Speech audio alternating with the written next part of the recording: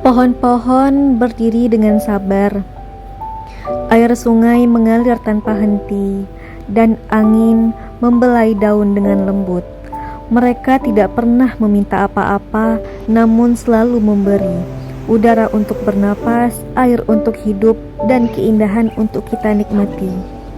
Inilah rumah kita, bumi ini, tempat di mana setiap daun, tetes hujan, dan suara burung adalah bagian dari harmoni yang Tuhan ciptakan.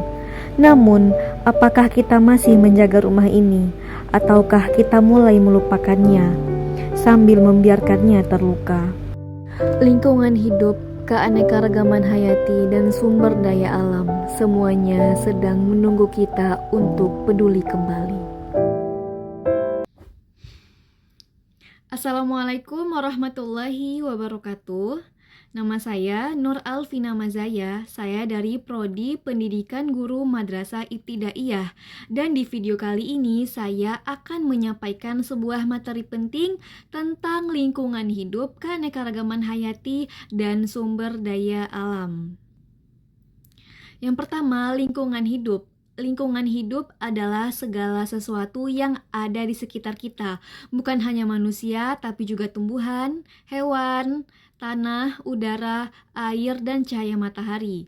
Semua itu saling terhubung. Alam memberi kita tempat tinggal, sumber makanan, udara untuk bernapas, dan air untuk hidup. Jika salah satu bagian rusak, udara tercemar, tanah gersang, atau air kotor, maka kehidupan pun ikut terganggu.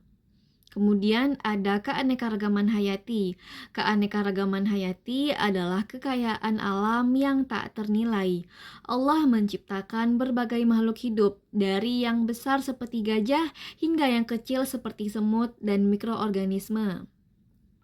Di Indonesia, keanekaragaman ini sangat luar biasa. Kita punya ribuan spesies hewan, tumbuhan, dan ekosistem yang unik.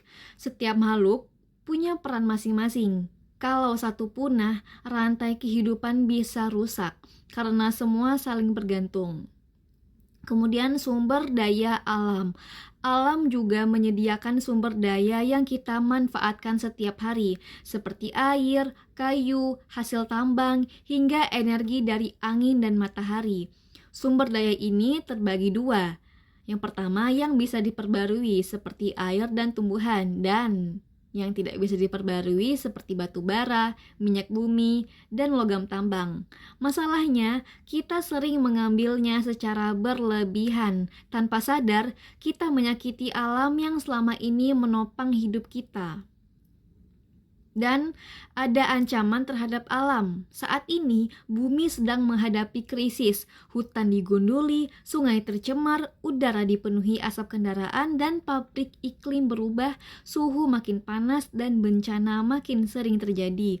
Ini bukan sekedar isu lingkungan, ini adalah masalah kehidupan manusia, dan kita semua punya tanggung jawab untuk ikut menjaganya. Di dalam Islam, menjaga alam bukan hanya tanggung jawab sosial, tetapi juga amal ibadah. Rasulullah SAW bersabda, tidaklah seorang muslim menanam suatu tanaman, kemudian tanaman itu dimakan oleh burung, manusia, atau hewan, melainkan itu menjadi sedekah baginya. Hadis riwayat Bukhari dan Muslim. Betapa indahnya menanam pohon, memberi makan makhluk lain, semua itu dihitung sebagai sedekah. Dan menjaga lingkungan bukanlah tugas pemerintah saja, tapi tugas kita semua, dimulai dari rumah, dari diri sendiri, dari hal-hal sederhana. Membuang sampah pada tempatnya, hemat air dan listrik, tidak merusak tanaman, tidak membuang limbah sembarangan. Karena bumi ini bukan warisan nenek moyang, tapi titipan untuk generasi setelah kita. Mari rawat bumi dengan cinta dan jadikan setiap langkah kecil kita sebagai bagian dari ibadah. Terima kasih telah menyimak. Saya Nur Alvina Mazaya. Mohon maaf jika ada kekurangan dalam penyampaian. Terima kasih. Wassalamualaikum warahmatullahi wabarakatuh.